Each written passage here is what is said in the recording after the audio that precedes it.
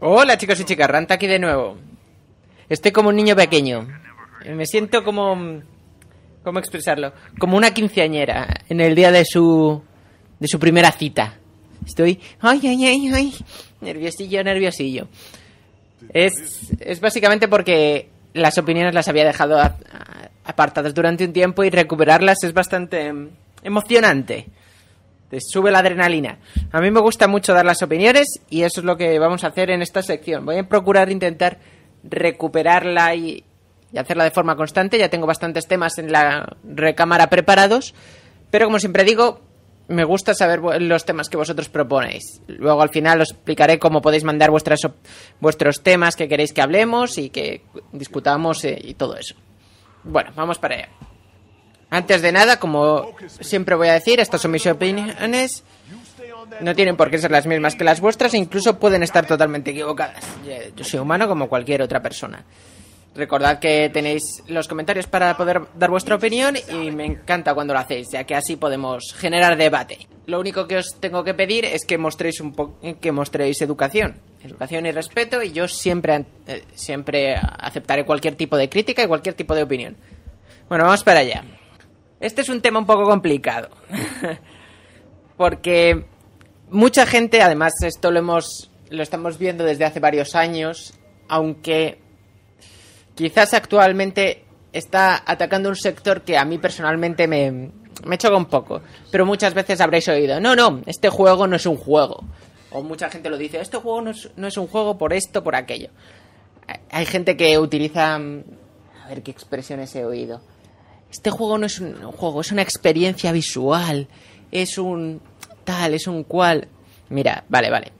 Muy bonito, muy bonitas palabras, pero personalmente creo que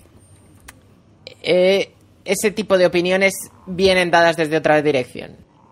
El problema está en que definir un juego es algo muy complicado. Es igual que intentar definir el arte. Muchos de los que sois aficionados al arte sabréis que es algo demasiado abstracto, demasiado obtuso en algunos aspectos. Normalmente cuando lo que puede definir un videojuego, como tú defines un videojuego, es algo muy contextual. Y es casi imposible o muy difícil, en mi opinión, encontrar una definición concreta y universal que se pueda utilizar. O sea, decir, esto es esto, y si no tiene estas características, no funciona. Eso es algo personalmente que yo personalmente creo que no es viable. Perdonad, que me he quedado ahí enganchado.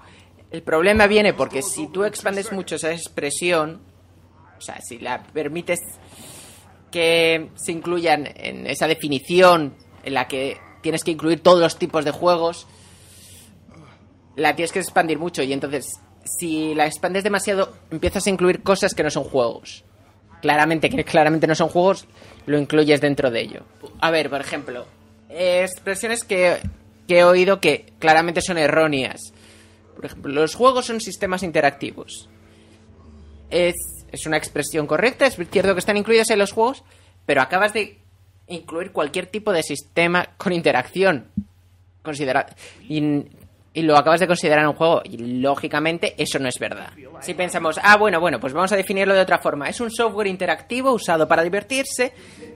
Y dices, sí, muy bonito, precioso, es una definición preciosa, pero perdóname un segundito, estamos dejando todos los juegos de mesa fuera, cualquier tipo de juego de cartas, deportes, el fútbol no es un juego. Es una definición totalmente errónea, porque estás dejando lo que era juegos antes que fuese. Y si hablamos de incluso los videojuegos, tampoco funciona, porque hay un montón de juegos que no son tradicionales, no son divertidos de la forma tradicional.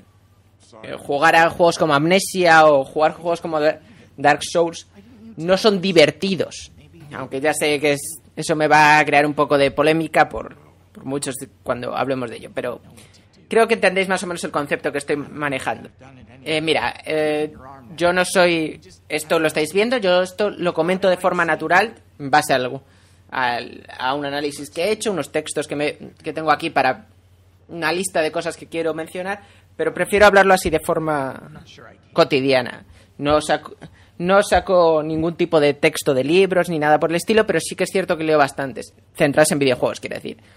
Y cada vez que leas tú un libro que realiza tesis sobre juegos, cualquier tipo de juegos, verás que su definición es la parte más complicada del mismo. Incluso si lo piensas un poco, verás que están contextualizadas en muchos casos, si está centrado en un tipo de juego. Personalmente, yo como lo englobo, o como lo intento analizar, es que no hay una definición concreta de juego, como ocurre con otras de estas grandes palabrojas, como te he dicho, como el arte, o como el amor, y seguro que hay más, pero ahora no me viene a la cabeza. Muchas más, estoy seguro, pero la cabeza se te va. La definición que uses estará contextualizada en la situación en la que estés y en lo que deseas expresar. Por ejemplo, vamos a profundizar un poquito. Cuando hablo de definición contextual es que veáis que, por ejemplo, la palabra juego es diferente para el chico que está en Games Workshop pintando sus pequeñas figuritas, que es para Notch o que es para Manolo Lama. Espera, Manolo Lama es un comentarista deportivo, perdonad, para los que estáis fuera de España y no sepáis quién es. Y Notch es el de Minecraft, que estoy seguro que le conocéis mejor que Manolo Lama. Cada persona contextualiza su definición en base a sus conocimientos y a su background, etcétera, etcétera. De todas formas, yo personalmente he visto y he leído un montón de veces la gente utilizando ciertas expresiones como si fuese una verdad indiscutible, como si con eso pudiesen definir los videojuegos. Así que vamos a analizarlo juntos, mejor dicho, si realmente esas expresiones tan absolutistas valen para definirlo o si en mi personal opinión, pueden ser consideradas como válidas. Lo primero que leo siempre es lo de que los juegos necesitan un estado de victoria, como lo llaman los anglosajones, un win state. La presencia o ausencia de un estado de victoria o derrota. Esa es la clave. Perdona, que me estaba resbalando. Hay juegos que el estado de victoria y el éxtasis de derrota, el estado de victoria y el estado de derrota es obvio. Juegos básicos como Mario, yo que sé, Doom, podéis pensar cualquiera y seguro que os vienen 1000. Matas a todos, llegas al final, win, todos contentos. Salvas a la princesa, pim pam pum, bocadillo de atún. Esos son muy obvios. Pero hay muchos otros que consideramos juegos, con todas las letras, que personalmente creo que no tienen un estado de victoria final. Quizás tú lo puedes generar en tu mente o desarrollándolo tú mismo o creándolo por ti mismo, pero no existen en sí mismos en el propio juego. Por ejemplo, tú no puedes vencer World of Warcraft. Tengo una... voy a decir patata en la boca. Porque si digo polla voy a quedar muy mal. Sé que son un poco dudosos y puede costar distintas discrepancias, así que os voy a poner otros ejemplos. ¿Habéis jugado alguno al Train Simulator? O a cualquier... bueno, no cualquier, pero a la mayoría de los simuladores, estos tampoco tienen un estado de victoria. Incluso este tan adorado Minecraft, este juego que todos adoráis, no tiene o no tenía un estado de victoria hasta que añadieron al Ender Dragon Zucho ese de mierda. Y además me encanta este ejemplo porque demuestra cuán estúpida es esta expresión. ¿Creéis que realmente el haber añadido el dragón transformó mágicamente Minecraft en un juego y antes no lo era? Es un razonamiento extraño, voy a decir, para que la gente no se moleste. Seguro que más de uno ha oído decir o ha leído que Animal Crossing no es un juego de verdad, porque te pasas la mayor parte del tiempo limpiando y decorando mientras te haces amigos de animalitos de colores, muy simpáticos ellos. Pero dentro de ese juego hay concursos de pesca, misiones de encontrar, misiones de enviar. Con ellas recibes un premio que además los puedes utilizar, etcétera, etcétera.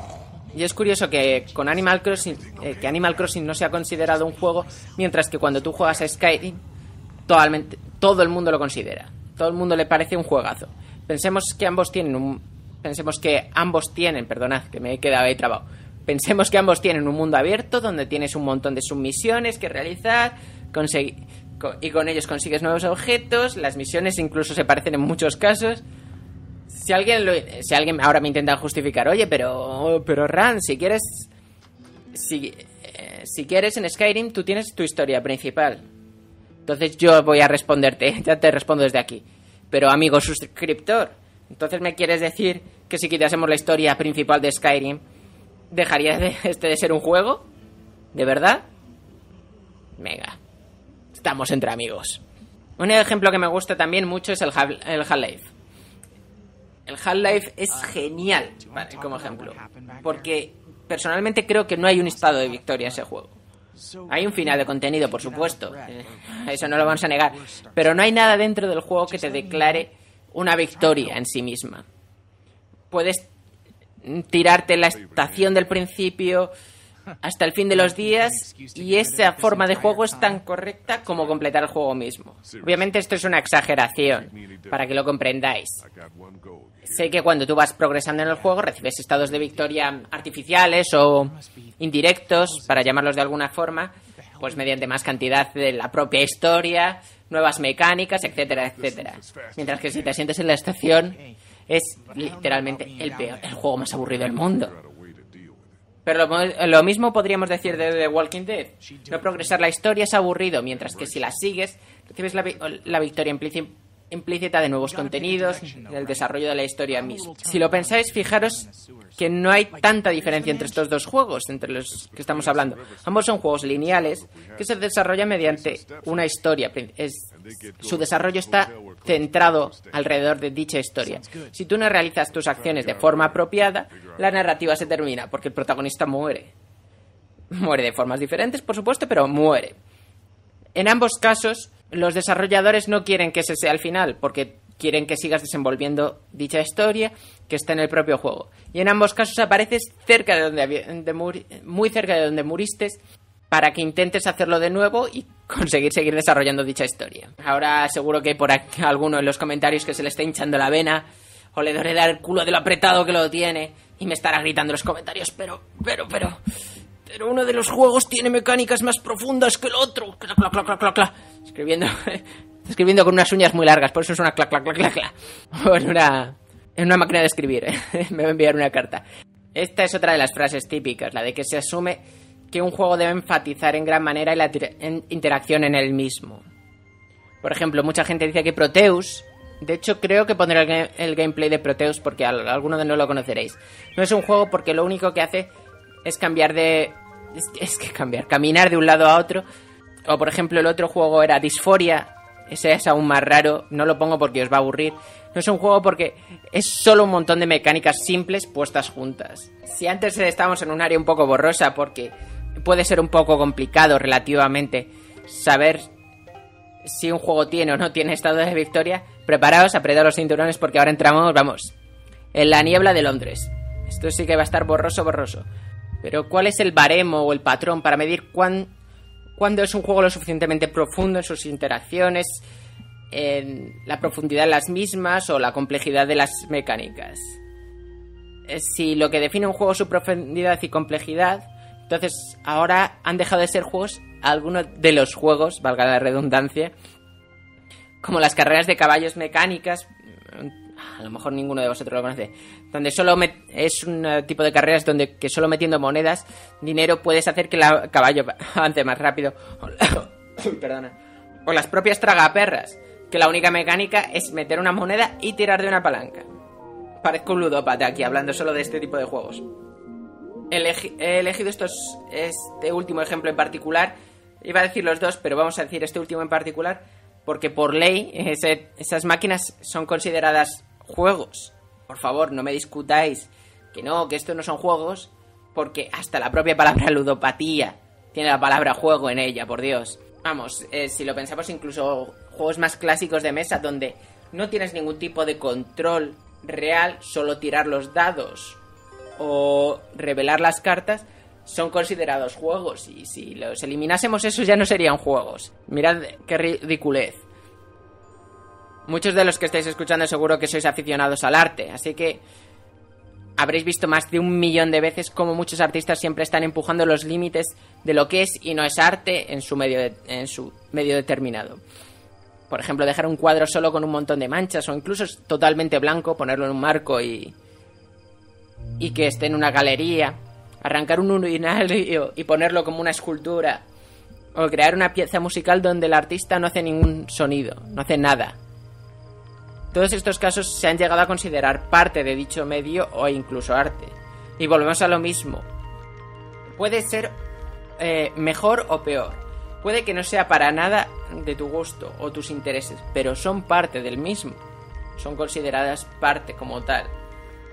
Todavía, gracias a Dios, no se ha dado el caso de un juego sin ninguna interacción. Porque, volvemos a la pregunta, ¿un juego sin ningún tipo de interacción sería realmente un juego? Personalmente considero el concepto un poco ridículo. Esto lo que estoy intentando estoy intentando generar un reto mental de lo que creéis y no creéis que es un juego.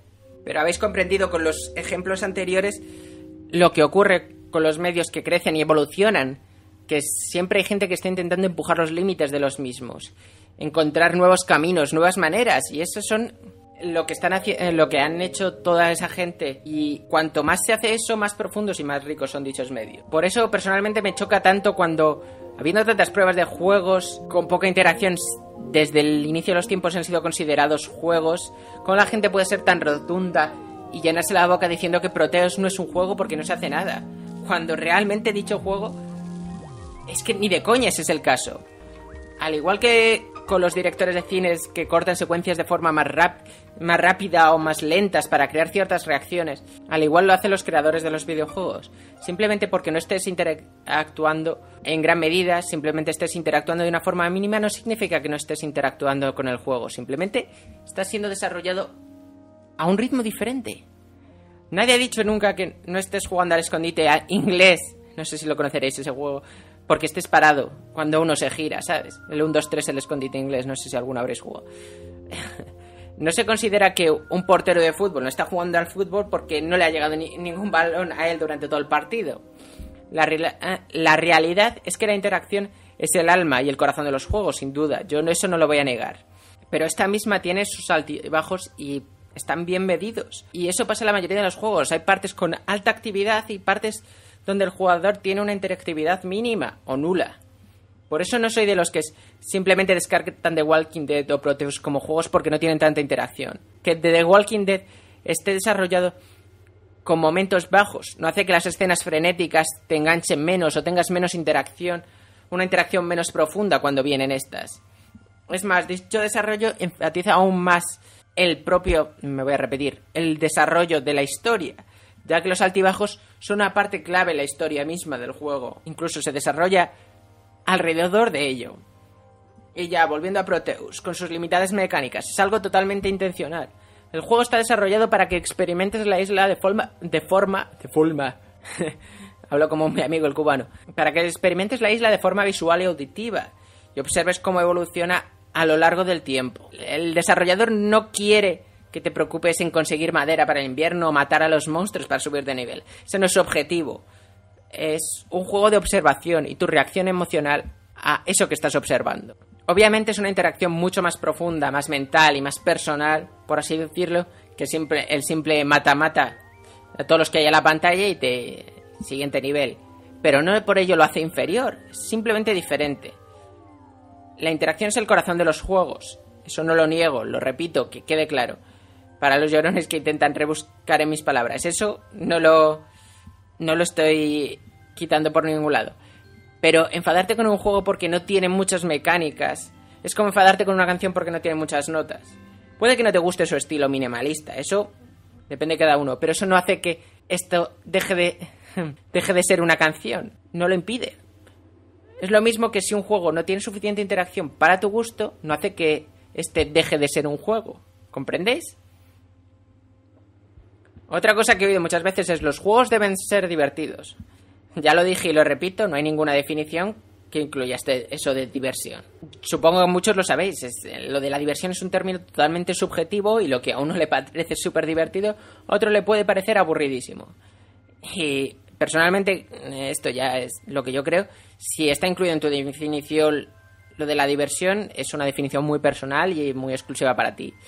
Y lo que hace toda esta diatriba que estamos teniendo sobre los videojuegos, caer literalmente en saco roto. Así que si ese es el caso, apaga y vámonos. Esos son los 3 mayores argumentos que escucho una y otra vez y otra vez y otra vez. Pero ahora otro amigo suscriptor puede decir: Entonces, si los juegos no pueden ser definidos de forma clara, ¿qué te importa que lo definan? ¿Qué importa que la gente no considere que el paseíto musical en la Isla de Maravilla es un juego? No dejes que la gente defina lo que tú piensas, ni bla bla, ni bla bla, y toda esa mierda hippie. Me parece muy bien. Aunque suena bonito, el problema está en cómo la gente utiliza esa categorización de cuáles son juegos y cuáles no, como elemento para excluir sin un parpadeo títulos durante años. Esto ocurrió hace tiempo con Nintendogs, con Animal Crossing, con juegos de Facebook como el Farmville, es el único que conozco, o juegos incluso más casuales como podrían ser los Sims. Y en esta época, ahora que es lo que me quema un poquito, está siendo utilizado para atacar o desechar juegos experimentales más indies o realizados por artistas que vienen de otros medios con otras perspectivas de juegos muy diferentes, o incluso, como ocurre con The Walking Dead, juegos que están totalmente centrados en la narrativa.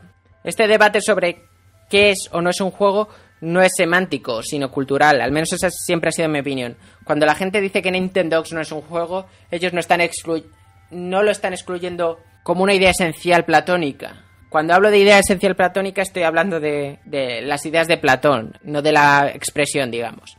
En esencia lo que está haciendo es rechazarlo de forma cultural. Os voy a explicar lo que quiero decir.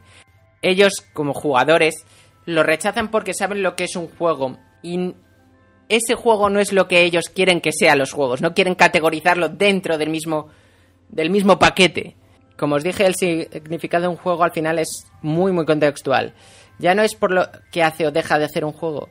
Es al final por lo que la persona o no quiere o no quiere jugar. Por eso el debate de que es o deja de ser un juego es importante, ya que lo que siempre dicen los gamers o hardcore gamers o como queráis llamar, esos juegos que ellos dicen que no son juegos, lo único que están consiguiendo es la marginalización, es marginalizar esos juegos, porque no son esos juegos no son lo que ellos buscan en los juegos. Quitarles el prefijo juego a dichos títulos hace que se puedan desechar en cualquier tipo de debate de este tema. Los enmarca en otra cosa, en algo bonito, en algo interesante, pero se les ignora en dicho debate, se les rechaza. Es una forma de desecharlos, de no tomarlos en serio, de dejarlos fuera, excluirlos del medio.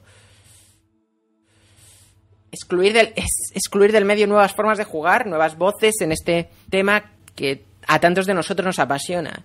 Es por eso que la gente, muchas veces tú lo habréis visto, hablo tuteo como si estuvieses delante mío, lo habréis visto, es por eso que muchas veces habréis visto como a Skyrim lo consideran un gran juego y a Animal Crossing no. Miremoslo, Skyrim está dedicado a los gamers. Skyrim es un RPG épico en que luchas contra animales y monstruos míticos con una extensa historia. Es algo que siempre les va a encantar a los hardcore gamers. Pero esos mismos hardcore gamers no quieren incluir Animal Crossing por parte del medio, porque no se dirige a ninguno de sus intereses. Es un juego donde decoras tu casa, socializas con animalitos, te relajas. No está centrado en mejorar tus habilidades del juego, ni tampoco la fidelidad gráfica. Otro problema que veo es el debate entre lo que es y no es juegos, limita lo que es un juego en sí mismo. Si decimos que Proteus no es un juego, estamos diciendo que los juegos no son capaces de crear dichas experiencias, las que sentimos ahí. Estamos excluyendo esa relajación, el desarrollo mediante observación como objetivo único en un juego. Estamos dejando todo eso como si fuese imposible crear eso. Estamos reduciendo el medio. Si excluimos, por ejemplo, The Walking Dead como un juego, estamos diciendo que los juegos no son capaces de crear un juego con una fuerte focalización en la narrativa y en la historia. Cada vez que se excluye un juego, sí, consigues dejar, por supuesto, ese juego fuera, pero también estás limitando lo que es y deja de ser un juego. Puede que la definición sea algo ambigua y principalmente contextual, pero yo soy de esas personas que deseo que los juegos se extiendan lo máximo posible, a todos los niveles, que sean capaces de desarrollarse a todos los niveles posibles. Por eso me muestro tan reticente al tapiar dichas nuevas áreas o dichos nuevos conceptos, solo por el hecho de que no es el camino que yo o él o quien sea tomaría. Además, pensemos que si no hay desarrollo del medio, no querremos acabar todos jugando a 1 millón de FPS idénticos, todos basados en la época actual, todos en una escala de marrones y con regeneración instantánea de salud, ¿no? Bueno, chicos, como siempre digo, esta es mi opinión, puede ser diferente a la vuestra o incluso completamente equivocada.